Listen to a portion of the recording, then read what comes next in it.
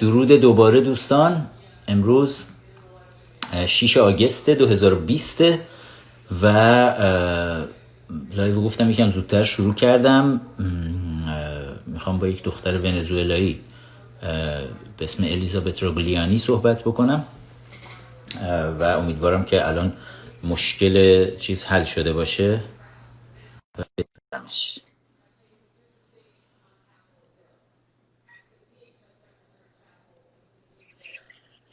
It worked. Okay, finally. Okay, welcome. Thank you. And Elisabeth Rogliani. Was it correct pronunciation? Yes, perfect. Okay, great. And should I call you Ellie, Elisabeth? Which You one? can call me Ellie, Elizabeth. Ellie. Friends call me Ellie. It's a friendly way. Okay, let's call you Ellie. Then start the friendship between Iran and Iranian people and Venezuelan people. Both of us here. The people. The governments have been friends for a while. Exactly. The government, those two dictators, they are dealing with each other. Let the people be connected to each other too. Let me translate for our Persian audience. الیزابت روگلیانی از یه دختر ونزوئلاییه که بهش گفتم که بذارید این ارتباط رو برقرار بکنیم بین مردم ونزوئلا و مردم ایران. هر دو زیر دیکتاتوری داریم زندگی میکنیم. اینا زیر دیکتاتوری نیکولاس مادورو هستن و ما زیر دیکتاتوری خامنه‌ای و مزدورانش هستیم. و میخوام از زبون الیزابت الی بشنویم که توی ونزوئلا چه اتفاقی افتاد، اصلا چی شد که کمونیستا روی کار اومدن و ماجراها چی بود. Okay, Elisabeth. Ellie. I wanted to say hello to the people that are saying hello to me in English, so thank you for that. میخوام سلام کنم بهتون. بچه‌ها فقط آبرومون رو سر جدتون نبرین، فوش موش ننویسین، بسیجی‌ها رو ول کنین اگه فوش می‌نویسن. I'm trying to just it's a secret conversation between them. We are trying to just I'm asking them to be nice anyway. And then بذارید بفهمن که ما ایران واقعی چیه، نه ایرانی که ملاها به دنیا معرفی کردن. با قلب و گلاتون همین اول یه خیر مقدم به الی بگین تا صحبت رو باهاش شروع بکنم و لطفا شیر بکنید این لایو رو که بقیه دوستانم ببینن. I ask them to send you some heart and flowers to show you the Iranian people. They love Venezuelan people. Thank you. Okay. Same to you. Then tell us about yourself first. How old are you? Where do you live right now? And where in Venezuela you have been born and what happened to you? Just explain it to us. So I'm 28. I was born and raised in Venezuela. I grew up there up until the point when I was 16. Then I went off to Europe. I studied in a boarding school for 2 years. And Where? then sorry? Where? You in said Switzerland. Switzerland. Okay. I went to the land of boarding schools. Hold on a second. الی میگه من توی ونزوئلا به دنیا آمدم، همونجا هم بزرگ شدم، الان 28 سالشه و میگه تا 16 سالگی که از ونزوئلا رفت به سوئیس برای دانشگاهش. And then after Switzerland you went back to Venezuela or you No, I came to the United States for college. Okay. I don't know if you want to translate now. و میگه من بعد از سوئیس هم اومدم آمریکا برای ادامه دانشگاه هم دیگه. Okay. Yeah, so basically I grew up in Venezuela. Chavez got elected when I was 6. Yeah, around the time I was 6. هوگو چاوز انتخاب شد توی ونزوئلا. When was it? 1999? 1998. 1998, okay. And از 18 تیر سال 78 یعنی سال 1377 یه سال بود تازه خاتمی اومده بود روی کار توی ایران. وقتی بود که چاوز انتخاب شد و اومد به قدرت رسید، به ریاست جمهوری رسید توی ونزوئلا. بعد you were 6 at that time. 6 سالت بود. Then do you remember anything about that time? I briefly remember things. I do remember that those elections. I don't know why those elections are still in my mind. because they were the last really happy elections that I ever experienced. Have you seen all those flowers and the heart they are sending to you? It's not for me. It's for... Okay. Well, I send them back. Thank you. We are such nice people. It's not when everybody they're saying Iranian, the first thing is coming to the mind is the mullahs, some crazy lunatics in power. And no, the Iranian people are totally different from the mullahs, and we hate them more than anybody else. Yeah. براش گفتم که این قلب و گلایی که دارین میفرستین براش نشون میده که ما ایرانی‌ها کاملا متفاوت هستیم با ملاهایی که دارن بهمون حکومت میکنن و یه عده ملای نادان احمق اومدن فقط آبروی ایرانی رو دارن توی دنیا میبرن. Okay, anyway, go ahead. I wish I could understand anything you said, but I love the hearts. Meanwhile, I'm just watching the hearts. So yeah, what was I saying? I remember those elections because they were the last happy elections I ever saw. Like, elections used to be a happy time, sort of like carnival, you know, people would just fly their banners and yes, there was some sort of fight between the different parties, but it was all in good nature. That's very interesting. داره میگه که سال 1998 1377 وقتی که آخرین انتخاباتی که در واقع یادش میاد که هپی الکشن بود، یک انتخابات شاد بود. میگه توی ونزوئلا انتخابات برای ما یک کارناوال بود، شاد بودیم دور هم دیگه، پارتی‌های مختلف درسته با هم دیگه می‌جنگیدن ولی تهش یک رقابت‌های انتخاباتی همش کارناوال شادی و بزن و برقص بود و خوشحال بودن دور هم دیگه ولی اون انتخاباتی که هوگو چاوز انتخاب شد آخرین شادی بود که اینا توی انتخابات داشتن و بعد از اون دیگه حالا میپرسم ازش که چه اتفاقاتی افتاد. And then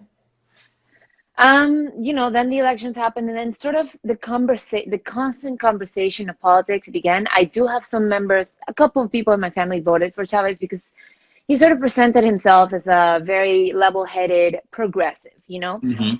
They use these words very well. He did do a coup in 1992, so a lot of people forgot this because he went to jail for 2 years. He did a coup against the democratically elected president. So he was always a radical, but when he came to the elections, he sort of presented himself a more level-headed. He said he, you know, he did not support the dictatorship in Cuba, that he was not a socialist or a communist or any of that. And I think a lot of people in the elite saw him as someone that they could mold to their, you know, what they want and sort of help them for themselves in power in business. That obviously didn't happen. And as soon as he got to power, he started like... Hold on. Yeah.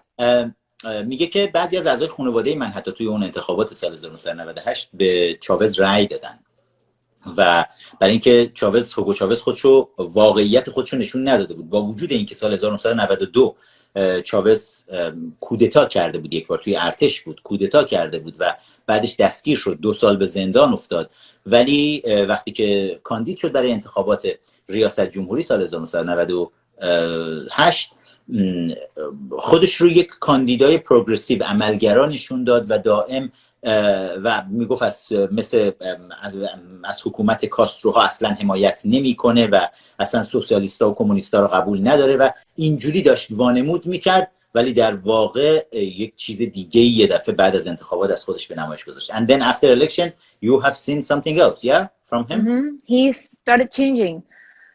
One of the first things he did was he sort of, well, the PDVSA, which was our oil, it was already nationalized in the early 90s. But he got rid of everyone that had been working there for 20, 30 years, gave them the boots and didn't give them their compensation packages, which were prepared for them. If they retired, like the people that had been in the industry, PDVSA, the oil industry, for a long time, if they were to leave or retire, they would get a retirement package, or even if they were fired. But they got booted to the streets, and a lot of people lost everything. And hold on. You said they nationalized oil the early 90s. The oil industry was already nationalized before Chavez. So it made it really easy for him to... Okay. Yeah. And then how long you had, or do you know how long Venezuela had oil and you were part of oil market? Yeah, oil was found in Venezuela in the early 1900s. So for around 100 years. Okay. Yeah. برای یک قرن اینا خب ونزوئلا کشور نفتخیز بود و مثل ایران خودمون the same as ایران و در آغاز دهه 90 میلادی تصمیم گرفتن که نشنالایز بکنن، ملی کردن نفت. یادتون هست because a couple of days ago I was talking about the nationalization of oil that it's the trick by the Marxists to make the big government, to make the rich government and poor people. و دارم برش میگم که همین چند روز پیش توی لایف درباره این صحبت میکردیم با شما که چطور ملی کردن نفت و صنایع و مثلا اینجور چیزا در واقع در خدمت حکومت‌ها قرار میگیره، دولت‌ها رو پولدار میکنه، کمونیستی میشه، دولت بزرگ میاد باهاش شکل میگیره. همین اتفاق توی ونزوئلا هم رخ میده وقتی که بعد از یک قرن که نفت رو داشتن و کشور ثروتمند و شادی هم بود در آمریکای جنوبی، تصمیم میگیرن ملی بکنن، نشنالایز بکنن نفت رو و بعد روی همین ملی شدن نفته که یک موج مارکسیستی توی کشور را میفته، یک موج حالا اسمشو گذاشته بودن سوسیالیستی را میفته که هوگو چاوز روی اون موج سوار میشه و اون موج یک دهه بعد در واقع هوگو چاوز رو به قدرت میرسونه و میگه که از وقتی چاوز به قدرت رسید after Chavez he fired a lot of the higher ups in the as a president. Yeah, so he got rid of everyone that sort of was working in PDVSA for years, 20, 30 years, to sort of put their own people in place. And also in the oil fields, there were homes for people that worked there that PDVSA provided, and he kicked a lot of those people out. And now a lot of those homes are abandoned. They really destroyed the industry, but he just wanted to take control because it was a sort of our golden goose. And oil for us is a double, assorted. It's our biggest blessing and our biggest curse. Exactly. Because what if someone that's corrupt takes control of it, then we're screwed, And then there was the oil prices went up in the first few years of Chavez. Okay. So that in a way was very good for him because he sort of could give scraps to the people, but take the majority of it for himself and to give around to the countries that sort of supported him. It's very interesting because exactly the same thing happening in Iran. The mullah exactly did the same. Okay, let me explain to them. Yeah, go for it. وقتی چاوز اومد به قدرت رسید، رئیس جمهور شد، یکی از اولین کارهایی که کرد به بهانه اینکه نفت ملی شده اومد دیگه، صنعت نفت ملی شده توی کشور، تمام کسایی که توی این صنعت خصوصی نفت توی این 100 سال داشتن کار میکردن و ونزوئلا رو یک کشور ثروتمند و شاد کرده بودن، همه اونا رو از کار بیکار میکنه. یعنی در واقع ازشون میگیره، اون کمپانیایی که داشتن همه رو دولتی اعلام میکنه. تمام کسایی که کارمندان شرکت نفت در واقع بودن، توی کارگران شرکت‌های نفتی بودن، همه اونا رو اخراج میکنه، مدیران رو اخراج میکنه و نیروهای خودش رو، یک سری کمونیستا رو میاره، کمونیستای دولتی رو میذاره، در واقع تمام این ارگان‌ها رو همه رو دولتی میکنه و حتی خونه هایی که برای کارگران مثلا شرکت نفت ها، شرکت های خصوصی نفتی در نظر گرفته شده از طرف خود کمپانی‌ها، همه اونا رو میگیره، اونا رو از خونه هاشون بیرون میکنه و اونا رو در اختیار در واقع نیروهای چپگرای خودش قرار میده و عملاً داره میگه الیزابت که نفت برای ونزوئلا، برای مردم ونزوئلا هم میتونست یک نعمت بسیار بزرگی باشه ولی تبدیل به یک مصیبت بسیار بزرگی شد، چون که عملا دولت، یک دولت سوء استفاده‌چی سوسیالیست روی کار اومد چاوز و تمام این پول رو گرفت در اختیار خودش برای سرکوب مردمش و برای استحکام بخشیدن به قدرت خودش، که خیلی جالبه، عین اتفاقی که در ایران افتاد و ملاها با ایران ما کردن. Okay, sorry, go ahead. No, it's fine. I'm having fun reading the comments that I can understand. Okay, hopefully I couldn't read it. Was it anything bad there too? No, nothing bad. Well, if there was anything bad, it was in Farsi, so I couldn't understand. But the other stuff is good. Yeah. The good thing is we do have some people from Mullah's part, the government cyber army, on my show all the time, but they are such an uneducated people. Mm-hmm. And they cannot understand the other languages, and maybe they will write something in Farsi, but English it's impossible for them. That's a good point. Anyway, after Chavez became president, then he started to show the real face of Yes. the Marxist, so-called socialist. And what happened about tell us about because these days we are facing a lot the cancel culture. Yeah. United States, how the Antifa group, some far left radicals, the Marxists, the radical Muslims in this country, in United States, they are trying to destroy the history of United States. But this is not new. You have seen it in Venezuela during the Chavez, and we have seen it in Iran for the last 4 decades under these mullahs. Yeah. And tell us about cancel culture over there in Venezuela. Let me just hold on.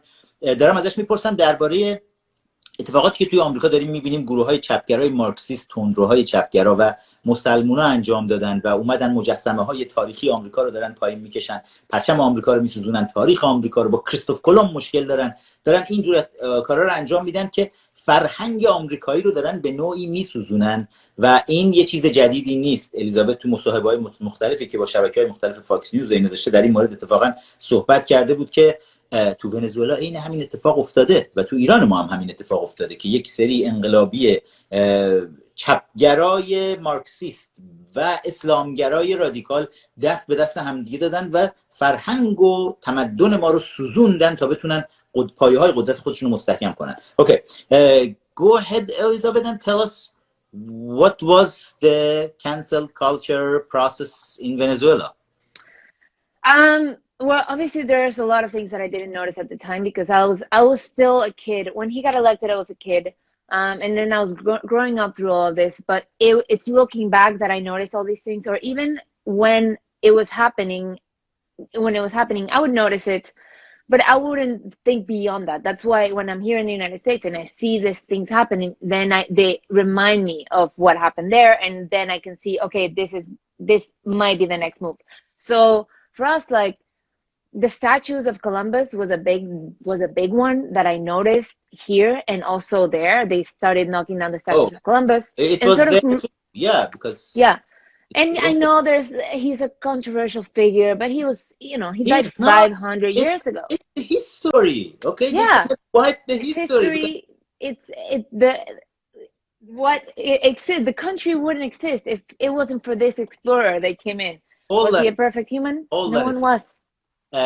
میگه که من خیلی بچه بودم ولی اتفاقاتی که داره یادم میاد اون موقع، میگه الان مثلا دارن اینجا مجسمه کریستوف کلمب، کسی که به عنوان کاشف قاره آمریکا ما میشناسیمش، not just the United States as a country, the entire America.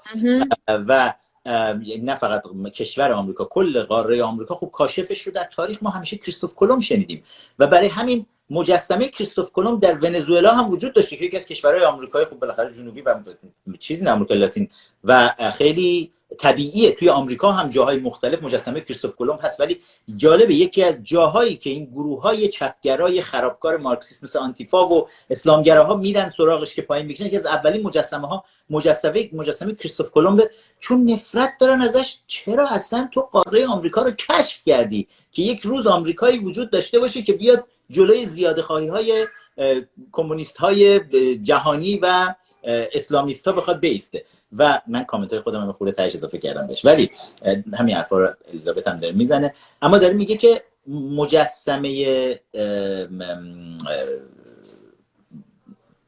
کریستوف کلمبو یکی از چیزایی بود که برای مردم ونزوئلا هم خیلی عجیب بود وقتی دیدن دارن پایین میکشن. و داره میگه این اتفاقی که ما الان داریم تو آمریکا میبینیم، من دارم سعی میکنم به دوستای آمریکایی خودم بگم که حواستون باشه، دنبالش چیزای دیگه‌ای میاد، مثل یک انقلاب مارکسیستی که کل کشورتون رو به هم میزنن و ممکنه از یک مثلا انتخابات هم درست بشه. Okay, go ahead. Sorry. No, it's fine. I think it was part of sort of to create a different narrative around, Europe and Western society. I think that was part of it, and that's something I see here as well. Condemning European values and Western values, and even our heritage, and they wanted to change it, and so they started changing even the names to more indigenous names. But I think that was more to use the indigenous population of Venezuela as a pawn to get to power, sort of say, oh, these people are oppressed, so we need to prop them up in some way, but they were just using them. And that was something that I started seeing similar to what's going on in the United States right Just now. And I do think it's a tactic that is used. hold on, about changing the name. Like Yeah. what? Can you just give me an example? Changing the name of streets? The streets, I don't remember the street names exactly, but I can tell you, for example, there's a big valley in my city. It's always been called El Avila. It's a mountain. People go up on Saturday mornings, you know, to get their exercise in. Which city was it? Caracas or Caracas? Caracas. Yeah. Okay. So they changed the name from El Avila to Guaraira Repano, which is more of an indigenous name. And they started doing this with a lot of different things. What is that name exactly? It's an indigenous words. I can't even say what it means because I don't speak that. Okay. Okay. It was an indigenous name because they didn't want the Spanish name to be there, you know? داره میگه که برای اینکه چاوز بتونه رفتارهای پوپولیستی چاوز برای اینکه بتونه بین مردم بیشتر نفوذ بکنه و رأی مردم رو همراه خودش داشته باشه، اینه که میان برای تغییر فرهنگ و کالچر ونزوئلا، چون به هر صورت ونزوئلا کشوری بود که ما اینا رو به کشورهایی میشناسیم که امپراتوری اسپانیا روی این کشورها خیلی نفوذ داشته، برای همین زبانشون همه چیز اسپانیاییه. و چاوز حالا اومده بود یه جوری مثلا داشت میگه آره همه رو ما باید بیایم بومی بکنیم، اسمها رو شروع کرده بودن عوض کردن و میگه یکی از مناطق بسیار زیبای دره‌های زیبای شهرشون رو توی پایتخت ونزوئلا کاراکاس میگه اسمش رو از یه اسم مثلا اسپانیایی که روش بود و توی تمام آمریکای جنوبی مرسومه این برداشته بود، یه اسم بومی رو گذاشته بود روش فقط برای اینکه سر مردم شیره بماله. To let you know, Ellie, it's in Iran, they after they are calling it revolution in 1979. We are calling it coup, but after 1979, the mullah they changed all cities and all streets names, everything, and then they put their own names on everything. Everywhere you are going, it's either a mullah or somebody who was murdered to keep mullah in power, something like that. And sometimes we had 8 years of war with Iran-Iraq war. Okay. And a lot of young people have been killed over there in that war. And it was the mullah, they forced these young people to go there and be killed. And then they put these people's name on streets to have more votes. It's another populist act, the same as the thing Chavez have done. Let me translate the part very fast. داره عوض کردن اسمها که میگه، دارم میگم توی ایران هم همین اتفاق افتاد. بعد از انقلاب خیلی از اسامی رو اومدن عوض کردن، اسامی شهرها رو، اسامی خیابونها رو، کوچه ها رو، و غیر از این که اسم خود آخوندها رو گذاشتن، اسم کسا مزدورانشون رو گذاشتن، غیر از اون کسانی رو هم که شهدا رو که توی جنگ ایران و عراق، جنگ 8 ساله‌ای که ملاها تحمیل کردن به مردم ایران، نه هیچ کس دیگه، برای اینکه دل مردم رو به دست بیارن، اسامی اون شهدا رو هم آوردن گذاشتن روی کوچه ها که سر مردم بیشتر کلاه بذارن، خانواده همون شهدا رو بچاپن و بیشتر و بیشتر شیره بمالن سرشون. Okay, sorry, go ahead. It's fine. So, but I think the biggest instance of cancel culture that we saw, and that's when I think it really got to us. And I remember, because I remember this happening exactly. So after that, after they fired all these people in PDVSA, in the oil industry, there was massive protests. So people were marching, not like what's going on in the United States. People are actually marching peacefully. And millions and millions of people went up to the streets. They were demanding the resignation of Chavez. And when was it? What year? This was in 2002, I believe. 2002. And people were shot. And it's like they were met with people firing at them. So like about 19 people were killed in this protest or more. That was the official number. And even my family went to these protests. And my uncle called my mom saying, they're shooting people on the street. So get out of there. And was it a lot of, in Caracas or in other this cities? was in Caracas. Like it was massive. Millions of people came out and they were marching towards the. یه چیزی که من یادم میاد سال 2003 بود، 2002-2003 وقتی که تازه 3-4 سال حالا چاوز اومده به قدرت رسیده. Was it the first is it 4-year presidency or 5 years? In 5 years, but then they changed it to 6, and then they at that time it was still the first term. Yeah, it was his first term. Okay. He was only 2 years in, and yeah, so all these people were sort of marching towards Miraflores, which is sort of considered like the White House of Caracas, to demand his resignation. And then they were met with fire, live ammo. People were being shot and killed. And then the news channels were reporting it, but Chavez used to use this technique that he would go on TV, on the Venezuelan airwaves. If you had cable, like international TV, you could watch anything else. Mm-hmm. But if you were just a regular Venezuelan that had only the Venezuelan channels, you had all these Venevisión, RCTV. So they were like hybrids of entertainment and news. And so they were showing what was going on in the protests, and suddenly Chavez came on the air.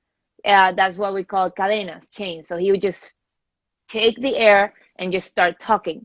And when this was going on in the protests where people being shot at, he came on the air and blocked that out. But one channel decided to split the screen to show what was going on the streets and what Chavez was saying, which was a complete opposite. Like he was not recognizing that this was going on. And that channel basically came under attack by Chavez. He said he was going to discontinue it. He was not going to renew their contract, because that's how it works in Venezuela. They have a contract for a long time and the government renews it. And he said, you're not going to get renewed. He, made up some bogus reasons. And years later, a few years later, it was when he arbitrarily decided, you're done. RCTV, it was like a loved channel by everyone. I watched a lot of TV from there. And there were a lot of protests like saying, you're not going to silence us. People were asking no to the closing of RCTV. I still remember like the song of that TV channel. Like it was really loved by all Venezuelans. Mm-hmm. So when it closed, they had all of the actors, producers, writers of the channel sort of be on TV, and everyone was crying, saying goodbye to us, telling us they would be back. And I was like a teenager at this time, and I was watching all of this, and it was like when I think it really hit us that this is happening. Like they're closing our channels. And when it was 11:59 p.m., they said goodbye, we're done. And then signal went out, and the government took control of the production equipment, and they started their own channel, which is called Teves, but they took it from RCTV. And that was, I think, when my generation got involved, because I was in high school at this point, younger in high school. And that's when most of the people my age or a little bit older than me started being a little more active politically. Do you know which year was that one? 2007. 2007. Okay. Yeah. داره میگه که بعد از این که چاوز تصمیم میگیره بیاد تمام کمپانیای نفتی رو تحت کنترل خودش بگیره، خب خیلی از کارگرای نفتی که اخراج شده بودن، چون صنعت اصلی و درآمد اصلی ونزوئلا از اونجا بود، میلیون ها نفر با خانواده هاشون به خیابون ریختن، اعتراض کردن علیه چاوز. و توی همون دور اول ریاست جمهوری، میگه ریاست جمهوری هم 5 ساله است دورش در ونزوئلا، بعدن چاوز البته عوضش کرد 6 ساله و بعد تقریبا مادام العمر کرد برای خودش و جانشینان خودش. بعد که داره میگه وقتی که تظاهرات خیابونی شکل گرفت، چاوز اومدن به سمت جایی که مثل کاخ سفید داره میگه بود اونجا توی ونزوئلا، مثل وایت هاوس و خونه خود، در واقع جایی که پرزیدنت اونجا کاخ ریاست جمهوریه. میگه به سمت اون مردم حرکت کردن و چاوز دستور داد مردم رو به گلوله بستن. میگه خود دولت اعلام کرد 19 نفر کشته شدن، ولی خیلی بیشتر از این کشته شده بودن توی این اعتراضات. و جالبه که میگه تلویزیون های دولتی ونزوئلا، تلویزیون هایی که همه میتونستن ببینن، میگه خب میشد مردم برن با تلویزیون های کیبل بگیرن، مثلا CNN و اینجور تلویزیون های اینترنشنال BBC و اینا رو میتونستن نگاه بکنن، ولی بعد پول براش پرداخت میکردن. اما تلویزیون های خود ونزوئلا، تلویزیون سراسری ونزوئلا بود که شبکه‌های مختلفی رو داشت و میگه اونا اعتراضات رو داشتن نشون میدادن. بعد چاوز هر وقت که مثلا اعتراضات مردم تو خیابون بودن میمد وای میستاد حرف میزد که اون دیگه تلویزیون چیزو نشون نده، اعتراضات مردمی نشون نده، چاوز رو نشون بده. یکی از تلویزیون‌ها که بسیار محبوب بود بین نسل جوان و اخبار و برنامه‌های تفریحی رو اینا رو از این تلویزیون نگاه می‌کردن. این تلویزیون تصمیم گرفت دو بخش بکنه تصویرش، یک بخش چاوز رو نشون بده، یک بخش تظاهرات رو نشون بده، که این چاوز از این عصبانی شد و به این تلویزیون گفت باید رویتون رو عوض کنید وگرنه ما قراردادتون رو دیگه رینیو نمی‌کنیم. من حالا بعداً درباره قانون اساسی پیشنهادیمون، این بحث رسانه ها که توش گذاشتیم صحبت میکنیم، اون اصل هفتم که داره میگه دولت به رسانه دولتیشون، به رسانه ملیشون گفت اگر چیزی رو که من میگم، چاوز میگه، اجرا نکنید دیگه کنترکت بهتون نمیدیم، پول بهتون نمیدیم و تلویزیون کنسل میشه. میگه خوب یادش میاد سال 2007 بود که این تلویزیون بسیار محبوبشون، میگه همه بچه‌های نوجوان ونزوئلا اون موقع خیلی قلبشون درد گرفت وقتی که تمام بازیگرا و نویسنده‌ها و کارگردانای این شبکه تلویزیونی با اجبار چاوز اومدن ساعت 11:30 شب بود، همه گریه کردن جلوی تلویزیون و خدافظی کردن با مردم و طرفداران خودشون. ساعت 11:30 شب خدافظی کردن، سیگنال قطع شد و پشت سرش دولت چاوز درست رو همون سیگنال اومد برنامه‌های دولتی خود چاوز رو در حمایت از چاوز ورداشت گذاشت. و میگه اون لحظه‌ای بود که نوجوان‌های ونزوئلا حس کردن باید بیان به صحنه و حالا اعتراض خودشون رو به حکومت نشون بدن، چون برای چی چیزی که دوست دارن داره اینجوری ازشون گرفته میشه. Sorry, it was a little No, don't worry. Okay. I'm over here reading the comments. I saw a couple people that I know. Okay, good. And Persian or someone from Mexico that I know. Oh, Mexico. But I appreciate all the Persians and Farsi and everyone from around. You live right now in Miami, am I right? I'm in Miami, but I live in New York. But I've been visiting family since COVID started. Okay. I'm not really sure where I'm gonna end up based on what's going on in when was New the York last City. time you could go to Venezuela? 2014. 2014. That's the last time I was there. Years. And yeah. Do you think you can go there? No. I mean, I could go, but it's dangerous. It's very risky. I don't know what I would do there. Yeah. Unfortunately, we had to sell a house. It's a shame, really. Yeah, I don't know what you said. I imagine you were doing a very good job translating. Okay. But I think that was the biggest thing when they closed down RCTV. But they were also they started closing down smaller, media outlets that weren't getting as much attention. But that one was the one that people were like, Chavez this is wanted real. To take control of the media, and the message goes out from the media to the people. Yeah. And he took control of a news channel. Typical Marxist society. داره میگه که هوگو چاوز تمام رسانه ها رو تحت کنترل خودش گرفت، رسانه های کوچیک و بزرگ و یکی یکی همه رو تحت کنترل خودش گرفت که حواسش باشه همه پیامی که داره میره همه پیام کنترل شده باشه. ازش پرسیدم کجا الان زندگی میکنی؟ میامی هستی؟ گفت میامی و نیویورک بین اینا زندگی میکنه، ولی 6 سال الان نتونسته دیگه برگرده بره توی کشور خودش. میگه میتونم برم ولی خیلی ریسکیه، واقعا آدم نمیدونه چه اتفاقی اونجا براش میفته. و میگه خیلی خیلی تلخه که خونه‌شون هم مجبور شدن بفروشن همه چی رو و بیان بیرون. Okay. And do you know anything about Okay, and then let's finish that part. Then Chavez died. After killing a lot of people, destroying the economy, just everything. Destroying the economy and sending people under torture to prison. Corrupted the military. What else did he do? After they closed out that TV channel, he wanted to change the constitution. So he wanted to make a electoral vote for this. And the students, that's when the students stepped up, the university students. They were like, no, we're not going to change the constitution. And they protested so much that people voted in the favor of the students. And that's when Chavez became even more authoritarian. You know, he like really took off his mask. When was it? That was, I think, 2007. I don't want to lie to you, but I think it was around, like, right after RCTV was closed. 2007 something like that. در میگه که بعد از این که خب یه چیزی شبیه شاید 18 تیر ما اونجا اتفاق افتاده. میگه وقتی که اون شبکه تلویزیونی بزرگ اینا رو بستن که بچهای دانشجو و بچهای نوجوان خیلی نگاه میکردن اونو، این بچه‌ها اومدن توی چاوز اعلام کرد بعدش میخواد قانون اساسی رو عوض کنه به نفع در واقع حکومت مارکسیستی خودش.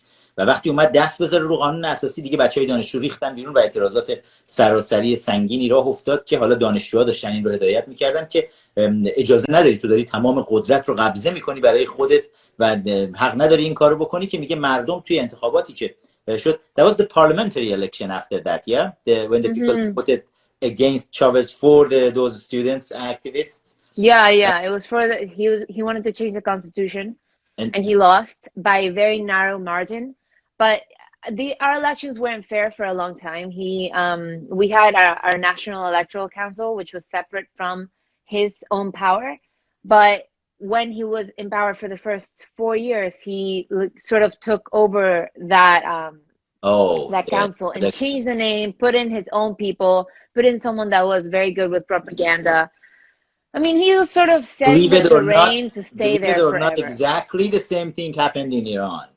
Yeah, I'm not surprised. They created something called, after their so-called revolution, they created something called Guardian Council to watch over all the elections. And those Guardian Councils have been picked by the supreme leader to tell the people who the people can go and vote for. And it's very crazy process in Iranian election.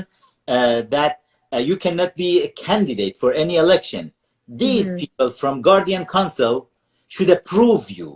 And normally they are disapproving everybody. Just a few people who are super duper loyal to Supreme Leader can be approved to go and ask vote from the people. That's very crazy. But let me explain it to them.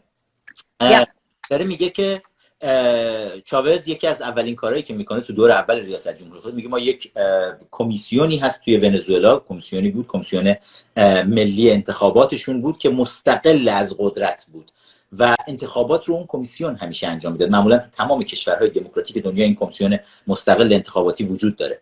میگه چاوز وقتی اومد رفت این کمیسیون انتخاباتی رو تحت کنترل خودش گرفت و آدم‌ها رو از اون تو بیرون گذاشت با 1000 کلک و آدم‌های خودش رو گذاشت، آدم‌هایی که وفادار به خودش بودن مثل احمد جنتی، اینا رو گذاشت توی این کمیسیون که بهش گفتم که چقدر شبیه شورای نگهبان خودمونه. همین کاری که مله‌ها کردن، اومدن خامنه‌ای یه تعداد رو انتخاب میکنه، میگه برید بشینید اونجا و اونا مشخص میکنن مردم به کی باید برن رأی بدن و کاندیداها رو رد صلاحیت تایید صلاحیت میکنن. همین کارو ونزوئلا هم چاوز از ملاهای حاکم بر ایران حالا یاد میگیره و میاد این کارو انجام میده که تمام انتخاباتا رو بدون مطمئن بشه تحت کنترل گرفته. با وجود این انتخابات مجلس پارلمانشون بعد از اعتراضات دانشجویی مردم میان و با وجود تقلب سنگینی که تیم چاوز تو انتخابات میکنه باز هم رأی مردم بسیار زیاد بود و با اکثریت یه ذره بیشتر مردم میتونن اون پارلمان رو ببرن که خیلی چاوز رو عصبانی میکنه و بعد از اون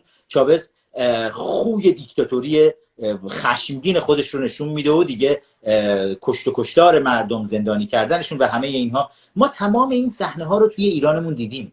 2 خرداد عین همین اتفاق رخ داد، 18 تیر، بعد از 18 تیر جنبش سبز. یعنی دیکتاتورها اگر دقت بکنید همشون یک مدل رفتار میکنن، مخصوصا که اون پشت با هم دیگه به صورت شبکه‌ای وصل هستن. Sorry, I'm translating and also Eli, I'm trying to comparatively look at what happens in Iran right now and what happened in Venezuela after Chavez came to power. It's a lot look like each other. I'm sure it was some people from Iranian government, they have been teaching Chavez how to oppress the people and stay in power forever. Exactly. And by the way, I want to say, because some people here are saying that I should just speak Persian because not everyone. I'm like, I don't speak Persian. You Tell look them Persian. that. That's the reason they think you are Persian, and you. I'm like, no, I don't speak it. I've read a couple comments saying, oh, just say it in Persian. I can't. I Okay. can't do it. You tell them that I don't speak Persian just in case some people داره are میگه confused. کسایی که تو کامنت ها دارن مینویسن و از من درخواست میکنن فارسی صحبت کنم، من بلد نیستم فارسی. من اصلا ایرانی هستم، بهش گفتم خیلی شبیه ایرانی هستی، برای همین فکر میکنن ایرانی هستی و ازت انتظار دارم فارسی صحبت بکنی. نه، فارسی بلد نیست و ایرانی هم نیست. But I will ask you at the end to just send a message in your beautiful language. Okay. Okay. I can do that. About the then Chavez, you said after he destroyed the country. اینو من هنوز ترجمه نکردم براتون. گفت چاوز بعد از اینکه ارتش رو، نیروهای نظامی رو کاملا فاسد کرد، اقتصاد رو به طور کامل از بین برد، فرهنگ رو از بین برد و همه چیز در کشور نابود شد، تعداد زیادی رو کشت، تعداد زیادی رو به زندان انداخت. در نهایت چاوز مرد. And when he died, then Maduro, a puppet, came up. Maduro the puppet. Yeah, you got it right.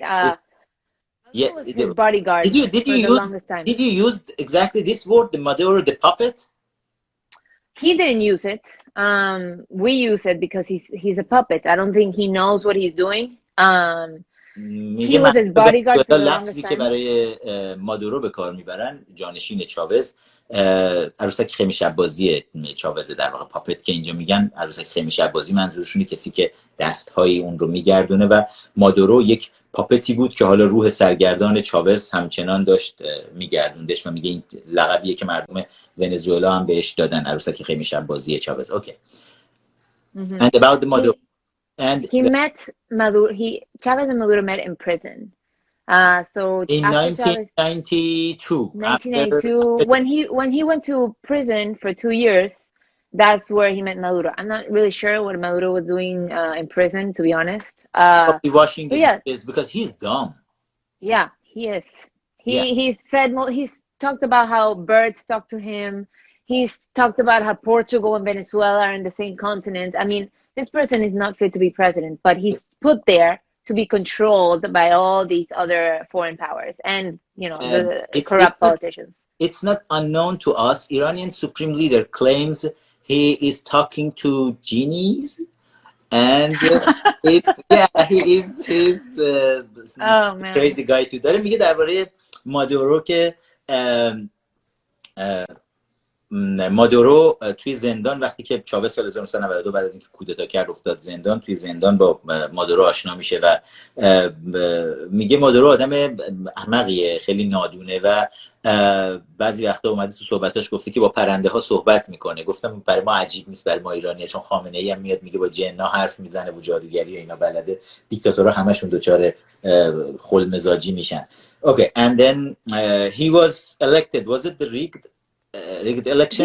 Yeah, it was all of the elections after the 1998 election have been rigged to an extent, so that they inflate the count of the votes. They use also the polls for this, so they say, oh, he's going to win by a landslide or whatever, but then when you actually see the population, people that are protesting, and also during the elections there's armed groups that go to the voting booths, especially in poorer areas, to sort of intimidate people to vote for the candidate of, you know, Chavez or Maduro or anything that is in that party. So yeah, the elections are very much skewed to one side. It would have to be an overwhelming over 90% majority for them to lose. But even then, I remember the elections that I voted in. The first time that I was able to vote, I was living in Boston. They were still finding ballots months after the election around the country, you know. Oh, we found like hundreds and hundreds of ballots that weren't counted, but they would say they were ballots for them, and then the opposition would be like, no, they're for us, you just didn't count them. So the elections haven't been fair for a long time. We have the same experience in Iran about the election too. Let me translate it for them. داره میگه که انتخاباتایی که بعد از 1998 که چاوز روی کار اومد برگزار شد تمامش انتخابات‌های تقلبی بود، سرشار از تقلب بود. تعداد زیادی رأی‌های غیر واقعی وجود داشت توی انتخابات و از روش‌هایی که استفاده می‌کردن. About the polling you said it's the polling is reminding used. me the Democratic Party and the style they are using here is exactly Yeah, they use it to sort of claim, oh, the polls said this. he's So losing. yeah. 8% Hillary Clinton will win, 2% Trump. و داره میگه که روش هایی که چاوز استفاده میکرد تو تمام رسانه‌هایی که تحت کنترل خودش گرفته بود، مثلا نظرسنجی ها رو انجام میدادن، نظرسنجی های دولتی دروغین، همین کاری که حزب دموکرات آمریکا الان داره انجام میده. توی نظرسنجی ها مثلا کاندیدای مورد علاقه خود چاوز رو اعلام میکردن، با اختلاف خیلی زیاد داره میبره، آماده میکردن افکار عمومی رو برای تقلب دولتی که انجام میدن. و میگه اون موقع که when was the first time you could vote in Boston? Which year? That was 2014. That was right after Chavez died. The elections for Maduro. اوکی. در سال 2014 اولین بار که میتونست رأی بده وقتی بود که چاوز مرده بود و مادورو اومده بود بالا روی کار. مادورو داشت همون روش چاوز رو ادامه میداد و میگه توی بوستون، اون موقع تو بوستون زندگی میکرد، تو بوستون آمریکا، و خب یه سری چیزا رو آورده بودن، برگا رو آورده بودن، برگای رأی توی خارج از کشورم پخش میکنن که ونزوئلایی خارج از کشورم بتونن رأی بدن. میگه تا ماه‌ها بعد از انتخابات همینجوری هی بسته‌های مختلف صندوق‌های رأی پیدا میشد و مخالفین میگفتن آقا اینا رأیای ماست که شما برداشتید مخفیشون کردید. دولت میگفت نه تازه اینا رو به رأیای خودشون اضافه هم میکردن، میگفتن اینا مال ما بوده. و از روش‌های دیگه هم این بوده که نیروهای نظامی رو میبردن تو مناطق فقیر بالا سر صندوق‌ها که مردم که دارن میان بترسن از دولت و فکر کنن همه چیشون الان تحت کنترل و رأی به نفع دولت بدن و تمام روش‌های موجود برای تقلب رو سعی میکردن. یعنی چاوز از تغییر تیم کمیسیون انتخاباتی مستقل شروع کرد و تا تقلب‌های گسترده، نظرسنجی‌های دروغین، همه این روش‌ها استفاده از نیروهای نظامی فقط برای اینکه قدرت رو قبضه بکنن که بعد از چاوز هم مادورو با همین تقلب‌های گسترده مثلا تونسته بود بیاد و ریاست جمهوری رو به دست بگیره. اوکی. Some people are asking if I can say something about Juan Guaido, and we are going there to talk. Okay, we can go there in a little bit, but I don't have that much of a strong opinion about him. Okay. میگه بعضی از من دارن درباره گوایدو میپرسن ولی من نظر خودم میخوام بگم من چندان خوشبین نیستم. حالا ازش میپرسم چرا و چه مسئله‌ای هست. اینو منم زیاد شنیدم توی امریکا، هم از سیاستمدارای دست راستی آمریکا شنیدم که میگن خود گوایدو گرایشات سوسیالیستی داشته، الان به خاطر شرایطی که وجود داره و حمایتی که داره امریکا ازش میکنه اومده و داره چیز دیگه ای نشون میده. اوکی. Then do you know anything about Iranian government's relationship with Venezuelan government? Have you heard anything about that in Venezuela from the Venezuelan people? I have heard for years that they were close, the government. I haven't put in the time to really get into it. I do know that in a way they sort of help each other out. I think, for example, Iran is sending oil to Venezuela, even though we have oil, but our oil industry is destroyed. So Iran is sending oil. Why they should send it from across the ocean? Yeah. It doesn't make sense. But also spending a lot of money in Venezuela, the Iranian regime have done it, to build some factories, some schools, some religious schools, some TV channels. Yeah. Spanish language of Iranian TV channels in South America, in Venezuela. Why they're spending that much money, time and energy in Venezuela? Do you know anything? I mean, I have my theory about this. I'm not super clear. I'm sure you know much more about this, but I think in a way sort of to have a foot in the region, strategic place in the region. Because Venezuela is placed in a great spot, at least when it comes to the United States. That's my theory. I mean, they just put it in a huge supermarket. We were talking about this earlier. Yeah. An Iranian What's called supermarket. Megasis? Megasis, yeah. Yeah, I looked that one up, and I know that there are some left-leaning people in the United States that are saying, see how nice. Yeah, These two governments are collaborating for the people. And obviously people that are on the other side of saying things are saying this is for money laundering. This is not a good thing. Exactly. Okay, let me translate that part. من درباره این که آیا چیزی میدونه از روابط پنهان ملاهای حاکم بر ایران و سپاه پاسداران با دولت مارکسیستی ونزوئلا، چاوز و مادورو و اینها، که میگه ما همینجوری میشنیدیم که اینا با همدیگه نزدیک هستن ولی واقعا نمیدونیم چیکار کردن. براش توضیح دادم که چجوری اومدن برای چند دهه توی ونزوئلا کارخونه‌های بزرگ زده دولت ملاهای حاکم بر ایران، مدارس مختلف، حتی مدارس مذهبی ساخته، شبکه‌های تلویزیونی به زبون اسپانیایی که مردم آمریکای جنوبی مثلا بفهمن، شبکه جمهوری اسلامی ملاها میان به زبون اسپانیایی درباره اینکه چجوری مثلا حنظله به گلوی علی اصغر شلیک کرد و اینا، میگه که مردم ونزوئلا سینه بزنن و اینا. بعد و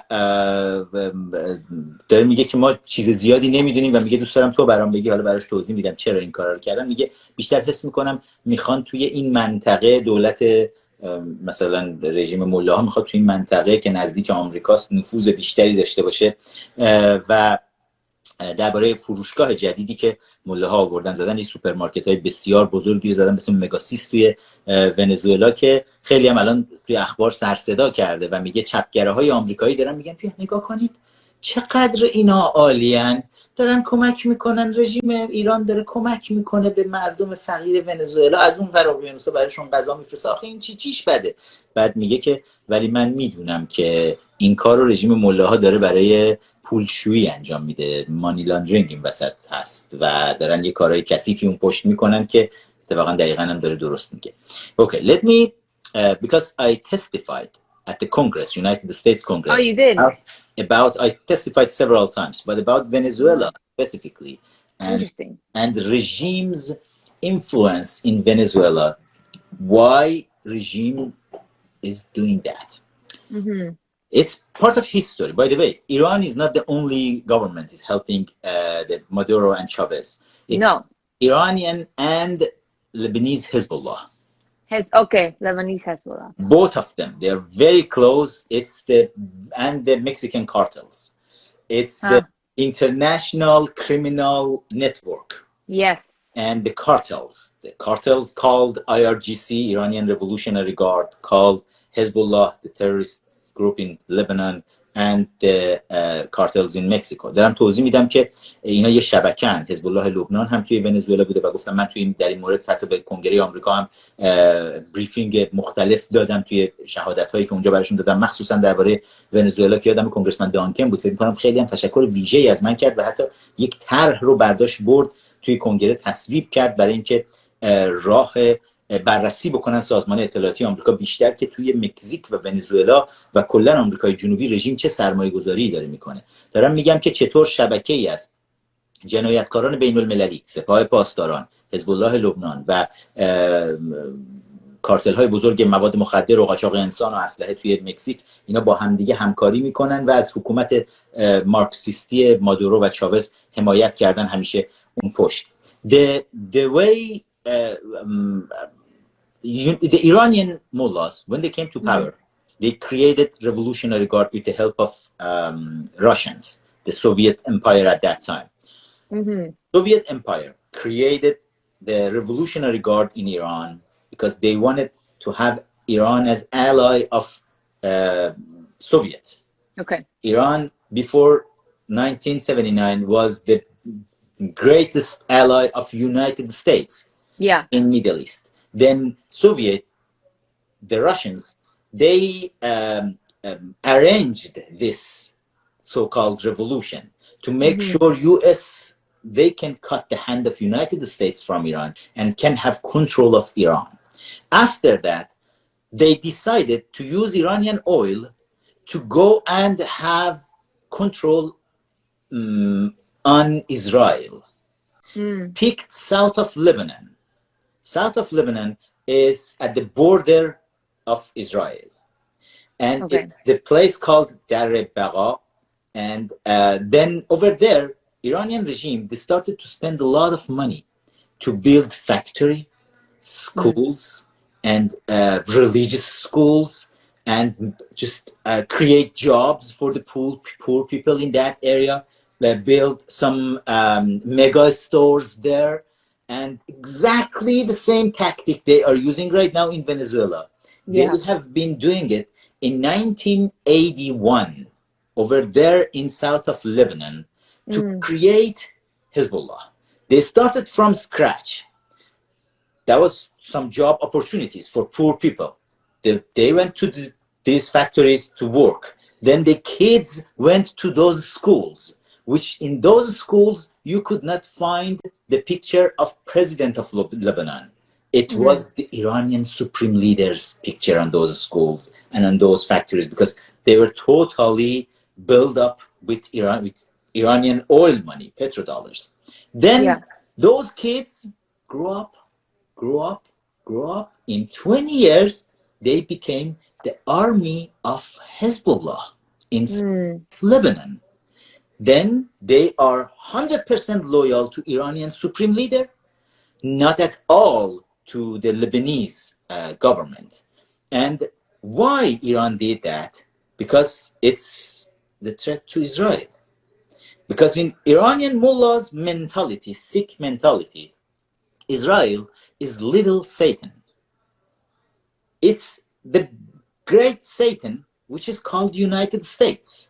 Okay, Iranian mullah, after their so-called revolution, created Hezbollah against Israel, the little Satan.